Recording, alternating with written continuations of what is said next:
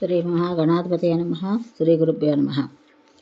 మహారాజా, వివాహ వేదిక దగ్గరే నీకు తోచింది దానం చేద్దువుగాని పద అన్నాడు విశ్వామిత్రుడు. అందరూ కలిసి అడవి దాటి ఆశ్రమం చేరుకున్నారు. అగ్నిహోత్రం ముందు వధూవరులు కూర్చోబెట్టాడు కౌశికుడు. దానం చేయమన్నాడు. విశ్వామిత్ర, ఏం కావాలో కోరుకో, ఇవ్వరాంది ఇవ్వకూడంది అయినా సరే ఇచ్చేస్తాను. నాకు యశస్సు కావాలంతే. సంపదలు పుష్కలంగా ఉండి పరలోక సుఖప్రదమైన శుభ యశస్సును గడించుకోలేని వాడి జీవితం ముమ్మాటికి వ్యర్థమే. అయితే మహారాజు అడుగుతున్నాను, గజ అశ్వ రథ రత్న సమేతమైన నీ రాజ్యాన్ని అగ్నిసాక్షిగా ఈ వరుడికి దానం చేసేయి అన్నాడు విశ్వామిత్రుడు. మాయా సమ్మోహితుడైన హరిశ్చంద్రుడు వెనక ముందు ఆలోచించకుండా ఇచ్చేశాను అన్నాడు. స్వీకరించాను అన్నాడు విశ్వామిత్రుడు. దానయోగ్యమైన దక్షిణను కూడా ఇవ్వాలి. దక్షిణారహితమైన దానం నిష్ఫలమంటారు. అంచేత దానఫలం కోసం దక్షిణ కూడా ఇయ్యి అని రొక్కించాడు. ఏ దానం ఇవ్వాలో ఎంత ఇవ్వాలో చెప్పన్నాడు మహారాజు. 2.5 బారువులు బంగారం కావాలన్నాడు విశ్వామిత్రుడు. ఇస్తా అన్నాడు హరిశ్చంద్రుడు. అడవిలో ఎక్కడో చిక్కబడిపోయిన సైన్యం మహారాజును వెతుక్కుంటూ అక్కడికి వచ్చింది. రాజును స్తుతించింది. హరిశ్చంద్రుల్లో ఉలుకు పలుకు లేదు. ముఖమంతా చింతావ్యాకులితమై కనబడింది. నిశ్శబ్దంగా సైన్యంతో కలిసి రాజధాని చేరుకున్నాడు. సరాసరి అంతఃపురంలో ప్రవేశించాడు. ఏం చేశాను నేను? ఇటువంటి దానాలు చేయవచ్చునా? ఎంత మోసపోయాను! ఈ అడవిలో బ్రాహ్మణుడు దోపిడీ దొంగలా నన్ను దోచుకున్నాడు. సపరిచ్ఛదంగా రాజ్యాన్ని ఇచ్చేశాను. 2.5 బారువుల బంగారం దక్షిణ బాకీ పడ్డాను. నా మతేమైపోయింది? ఇంత అజ్ఞానం ఎలా ఆవహరించింది? మునీశ్వరుడు ఎంత కపటి! తపస్సు అయ్యుండి నన్ను వంచాడు సరే, కానీ దైవగతి ఎలా ఉంటే అలా జరుగుతుంది. చింతాకులుడై భర్తను చూసి మహారాజ్ఞి మాధవీదేవి కంగారు పడింది. విమస్కురాలై వన్నారు కనుక కారణం ఏమిటనంది. బెంగ పట్టుకుంటే ఆరోగ్యం చెడిపోతుంది. చింత అనేది మరణంతో సమానం ప్రభు. విచక్షణుడై చింతను పారద్రోలండి, స్వచిత్తులు కండి. అసలు మీకు ఏంట్లోటని దిగులు పడాలి? పారిపోయిన పుత్రుడు తిరిగి వచ్చాడు. రాజసూయ మహాయజ్ఞం చేశారు. శత్రురాజు అనేవాడు లేడు. వరుణుడు సంతోషించాడు. ఈ భూలోకంలో మీకు సాటి వచ్చే రాజే లేడయే. మీరు ఇంకా దిగులు పడ్డం ఏంటి? వింతగా ఉందే అంది మహారాణి. హరిశ్చంద్రుడు అంటి ఉంటున్నట్టు ఏవో 2 మాటలు పలికాడు. భోజనం చెయ్యలేదు. చెయ్యి మీద దొర్లుతున్నాడే తప్ప నిద్ర పట్టడం లేదు. అలాగే తెల్లారింది. అంశతూలికా తల్పం దిగాడు. ప్రాతఃసంధ్యాధికం పరధ్యానంగానే అయ్యింది అనిపించాడు. విశ్వామిత్రుడు వచ్చాడని ద్వారం దగ్గర నిలబడా అని ప్రతిహారి వచ్చి విన్నవించాడు. అంతలోకి మహర్షి లోపలికి రానే వచ్చాడు. వస్తూనే, నా రాజ్యం నాకు ఇచ్చేయి, బంగారం ఏది అని అడిగాడు. స్వామి, ఈ రాజ్యం తమదే. నేను విడిచిపెట్టి ఈరోజే వెళ్ళిపోతాను. ఇంతలోకే కంగారు పడకండి. ధనాగారంతో సహా దానం చేశాను కనుక ఇక్కడ బంగారం నేను ముట్టుకోకూడదు. దక్షిణగా ఇస్తున్న 2.5 బారువుల బంగారం మాత్రం ఇవ్వలేను ప్రస్తుతానికి. కాలం కలిసి వచ్చి మళ్ళీ నాకు ధనయోగం పడితే అప్పుడు తప్పక చెల్లిస్తాను. అందాక ఓపిక పట్టండి. దాన సాఫల్యం కోసం ఇవ్వాల్సిన దక్షిణయే కదా ఇది. విశ్వామిత్రుడికి ఈ మాట చెప్పి హరిశ్చంద్రుడు గబగబా లోపలికి వెళ్ళి భార్య మాధవీదేవిని, పుత్రుడు రోహితుని పిలిచి సకల ధనరాశులతో, చతుర్విధ సైన్యాలతో తాను మహాసామ్రాజ్యాన్ని విశ్వామిత్రుడికి దానం చేశానని, మన 3 శరీరాలు తప్ప మనకి ఇంకేం లేవని, మనం వెంటనే రాజ్యం విడిచి వెళ్ళిపోవాలని చెప్పాడు. 3 ఉన్నపళంగా బయలుదేరారు. నిశ్శబ్దంగా కోట దాటి పాదాచారుల యువతలకు వచ్చారు. ఈ వార్త నగరం అంతా గుప్పుమంది. ఆహాకారాలు చేస్తూ ప్రజలు వీధుల్లోకి వచ్చారు. మహారాజా, ఏమిటి అన్యాయం? ఎందుకు ఇలా చేసావు? వంచన గురయ్యావా? విధి ఎంతటి క్రూరమో కదా. విశ్వామిత్రుడు మహాతపస్వి, కరుణామయుడు, సునసేపుని కాపాడినవాడు నీ పట్ల ఎంత దారుణంగా ఎందుకు ప్రవర్తించాడు? అయ్యో, ఎంత దురదృష్టం అంటూ రకరకాలుగా విలపించారు. విశ్వామిత్రుడు వెనక వైపు నుంచి గబగబా నడుచుకుంటూ వచ్చి రాజు ఎదుటి నిల్చున్నాడు. హరిశ్చంద్ర, దక్షిణగా ఇవ్వవలసిన బంగారం ఇచ్చి మరీ గదులు, లేదా ఇవ్వనైనా చెప్పు. అలాగే రాజ్యం మొత్తం వెనక్కి తీసేసుకో. పొరపాటున దానం చేశాను, బాధపడుతున్నట్టున్నావు అని నిర్బంధించాడు. హరిశ్చంద్రుడు దీనుడే నమస్కరించాడు. వినయంగా పలికాడు, మహర్షి, నీకు బంగారం ఇవ్వకుండా నేను భోజనం ముట్టను. ఇది నా ప్రతిజ్ఞ. సరేనా? ఇక నిశ్చింతగా ఉండు.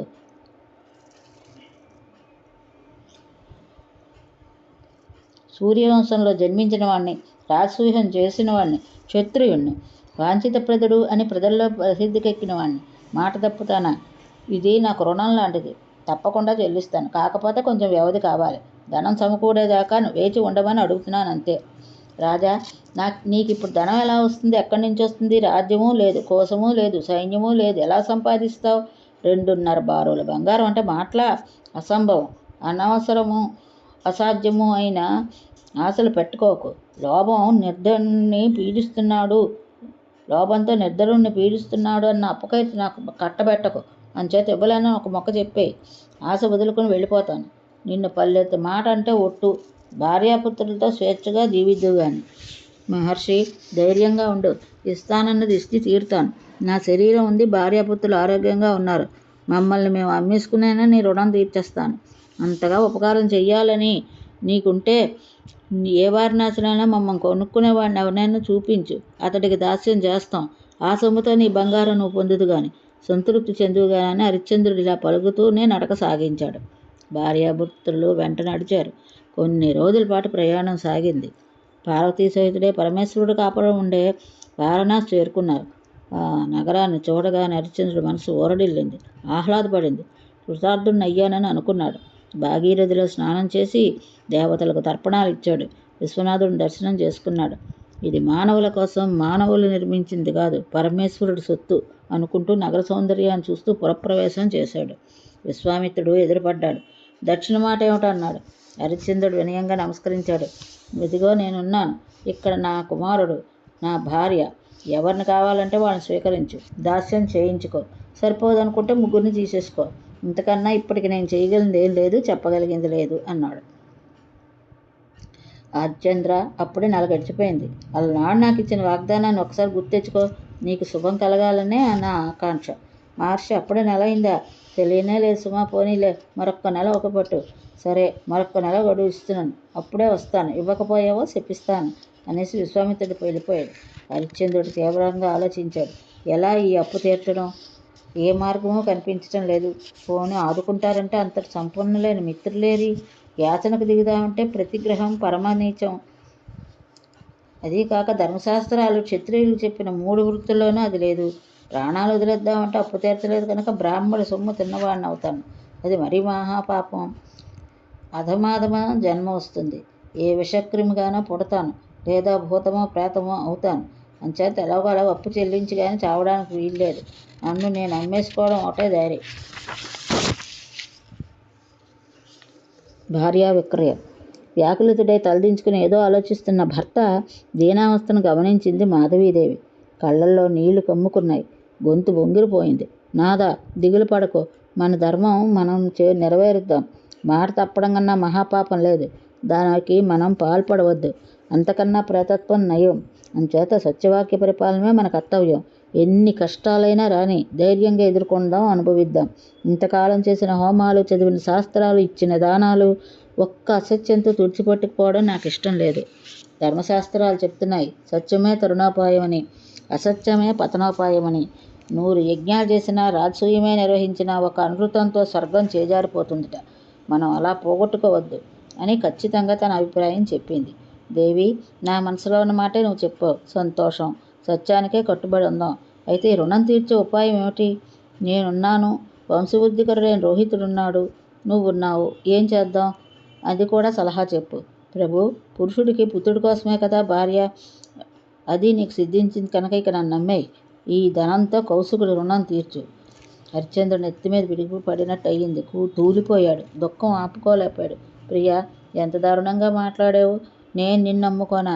నీ మందహాసాలు, నీ మృదు భాషణలు అప్పుడే మర్చిపోయావు అనుకున్నావా? ఎంత కఠినంగా మాట్లాడావు. నీ నోటి నుంచి ఇలాంటి దుర్వాక్యం వినవలసి వచ్చిన దుఃఖిస్తానంటూ దుఃఖం ఆపుకోలేక మూర్చపోయాడు. మాధవీదేవి గొల్లుమంది. అయ్యా మహారాజా, ఎంత దుర్దశ వచ్చింది. బ్రాహ్మణులకు కోటానుకోట్ల దానం చేసిన మహీనాథుడు వట్టి నేల మీద పొర్లవలసి వచ్చిందా? భగవాన్, నీకు ఏం అపకారం చేశానని ఇన్ని కష్టాలు తెచ్చిపెట్టావు? ఇంద్రోపేంద్రులకు సాటి వచ్చే భూకాంతుణ్ణి ఈ దశకు తెచ్చావా? అయ్యయ్యో అంటూ తాను దుఃఖం తట్టుకోలేక మూర్చపోయింది.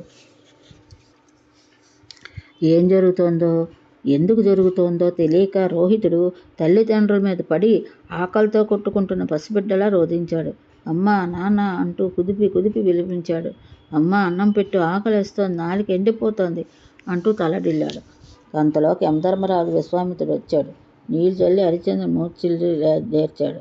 లేలే, నా దక్షిణ నాకు ఇచ్చే. అప్పు తీర్చకపోతే ఇలాగే ఉంటుంది. రోజు రోజుకి దుఃఖం పెరుగుతుంది అన్నాడు. హరిశ్చంద్రుడు సొహలోకొచ్చాడు. ముఖం మీద నీళ్లు చల్లిన మహర్షి వైపు ఆప్యాయంగా చూశాడు. గుర్తుపట్టి హఠాత్తుగా మళ్ళీ మూర్ఛిల్లాడు. విశ్వామిత్రుడికి ఒళ్ళు మండింది. రాజా, ధైర్యంగా బతకాలంటే ముందు నా అప్పు తీర్చు. సత్యానికి కట్టుబడి ఉండడమే మాటాలనుకుంటున్నావా? సత్యం వల్లనే సూర్యుడు ప్రకాశిస్తున్నాడు. సత్యం వల్లనే భూగోళం నిలబడింది. సత్యంలోనే ఉత్తమ ధర్మం ఉంది. సత్యంలోనే స్వర్గం ఉంది. 100 అశ్వమేధాలను ఒక సత్యాన్ని చెరొక వైపు చూస్తే సత్యం వైపే మొగ్గుతుంది. అయినా ఈ ప్రసంగాలతో నాకేమిటి పని? సూర్యుడు అస్తమించేలాగా నా దక్షిణ నాకు ఇవ్వపోయావు, శపించానన్న మాట అని బెదిరించి వెళ్ళిపోయాడు. హరిశ్చంద్రుడు భయంతో వణికిపోయాడు. బేలగా గెలపించాడు.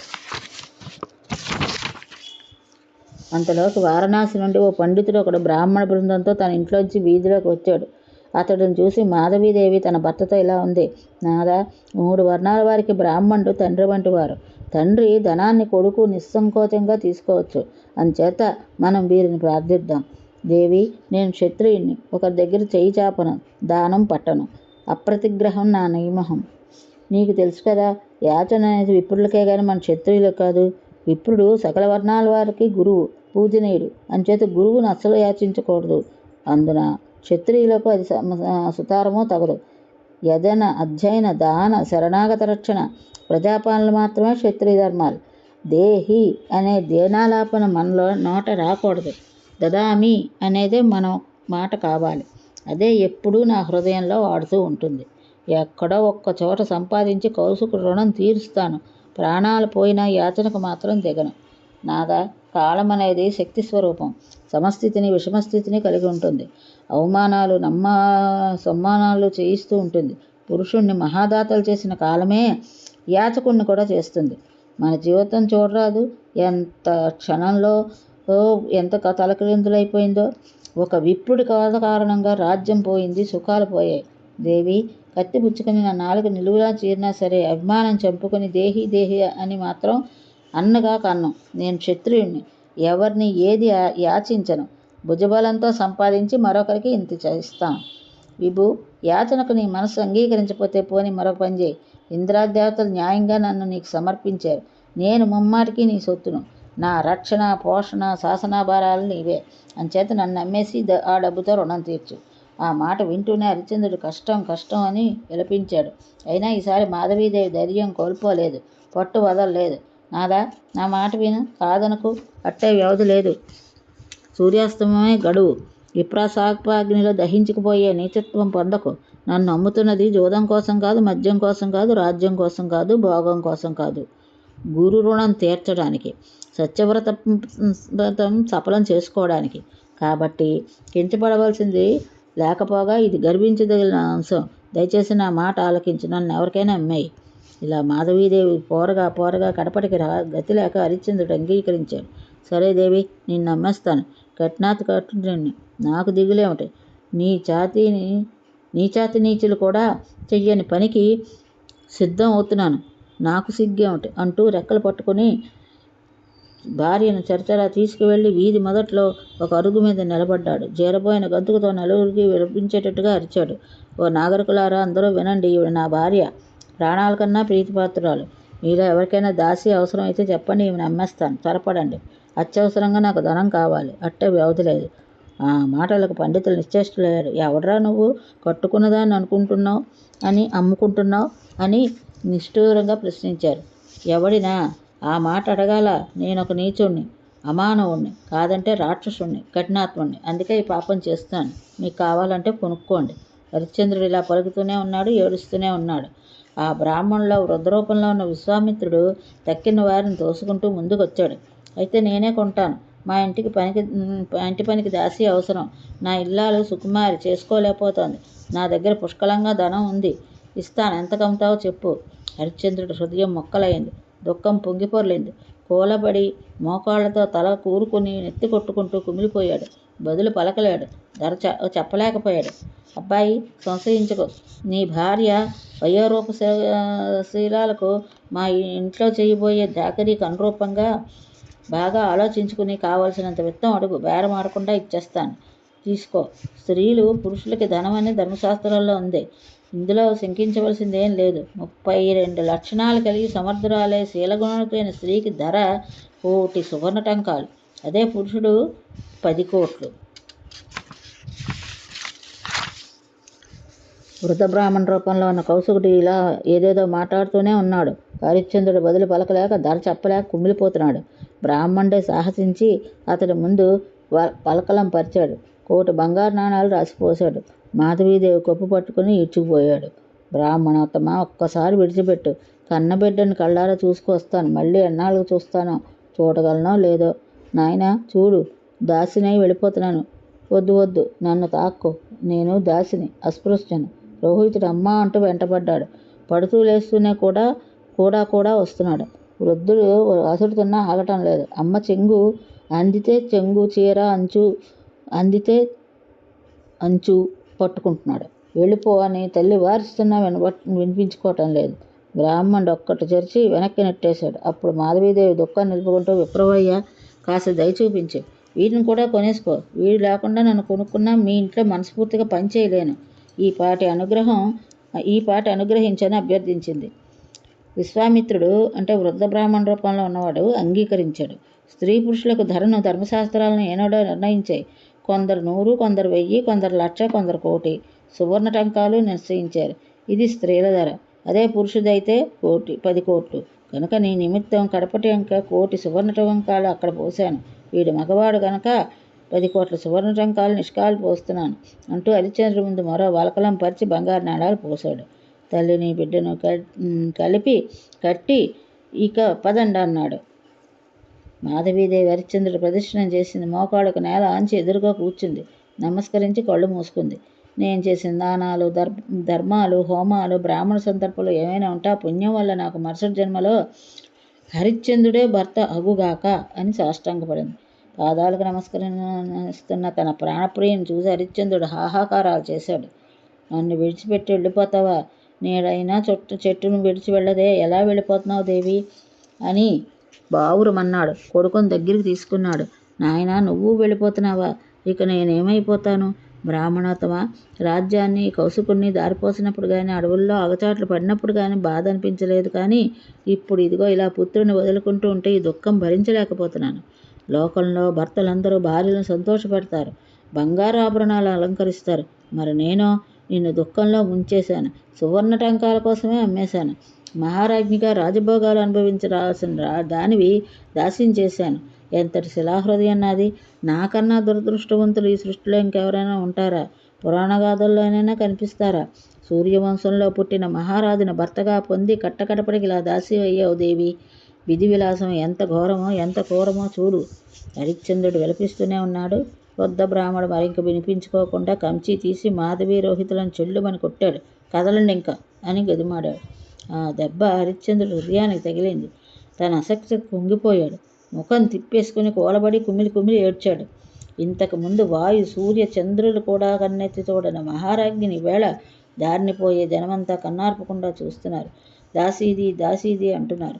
సూర్యవంశానికి కొత్త మలకగా విరమించిన రోహితుడు దాసీపుత్రుడయ్యాడు. అమ్ముడుపోయాడు. భార్యాపుత్రులారా, ఇంతటి దుర్దశకు మిమ్మల్ని తెచ్చిన నా దర్దయాన్ని క్షమించండి. దైవ దుర్విపాకం ఇలా ఉంది. అయ్యో, నాకు కనీసం మరణమైనా ప్రాప్తించటం లేదే అని విలపిస్తూ భార్యాపుత్రులు వెళ్ళిపోతున్న వైపే చూసాడు. అడ్డుపడుతున్న కన్నీటిని తుడుచుకుంటూ రెప్పలల్లార్చి మరీ చూస్తున్నాడు. క్రమక్రమంగా వాళ్ళు కనుమరుగయ్యారు. మహారాజు ముఖం చేతులతో కప్పుకొని కూలబడ్డాడు. వెక్కి వెక్కి ఏడుస్తున్నాడు. విశ్వామిత్రుడు ప్రత్యక్షమయ్యాడు. ఈసారి శిష్యగణంతో సహా ఇచ్చేశాడు.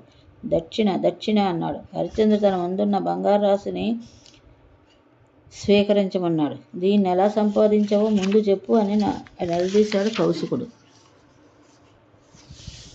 పరమ పవిత్రుడా విశ్వామిత్రుడా, అదంతా నీకు చెప్పేం ప్రయోజనం? అనవసరంగా నువ్వు దుఃఖించవలసి వస్తుంది. హరిశ్చంద్ర, అక్రమంగా ఆర్జించిన అపవిత్రధనం అయితే నేను ముట్టను. ప్రశస్తమైతేనే స్వీకరిస్తాను. అందుకోసం అడుగుతున్నాను, ఎలా సంపాదించాలో చెప్పు. మహర్షి, నా భార్యను 1 కోటి నిష్కాలకు అమ్మేశాను. పుత్రుడిని అర్బుద నిష్కాలకు అమ్మేశాను. ఇదిగో మొత్తం 11 కోట్ల సువర్ణ టంకాలు. స్వీకరించు. ఏ రాజన్, స్వీకరించు అంటున్నావు. బోడి 11 కోట్ల చిల్లర నాణాలు 2.5 బావులు అవుతాయనుకుంటున్నావా? నువ్వు ఇస్తా ఉన్న దక్షిణ ఎంతో మర్చిపోయావా? నాకు తూకాలు కొలెత్తలు తెలియదనుకుంటున్నావా? ఇవి సరిపో మరిన్ని సంపాదించు. మసిబూసి మారడిపాయ చేద్దామని చూసావో నా తపోబలం రుచి చూస్తావు. నా స్వచ్ఛశీలము నా అధ్యయనము ఎంతటో తెలుసుకుంటావు. మహాత్మా, తక్కినది కూడా తప్పకుండా సంపాదించిస్తాను. కాకపోతే కొంత గడువు పెంచు. పత్నిపుత్రులను అమ్మింది ఇప్పుడే కదా. హరిశ్చంద్ర, గడువు పెంచడం కుదరదు. ఈ రోజుకి ఇంకా 4వ భాగం మిగిలింది. అది ముగిసేలాగా నువ్వు సంపాదించడం నాకు చెల్లించడం జరగాలి. అంతకు మించి క్షణం ఆగను. ఇక నువ్వేమీ చెప్పకు, నేను విన్ను. ఇది ఈరోజు భాగవతం. ఇంతటితో స్వస్తి.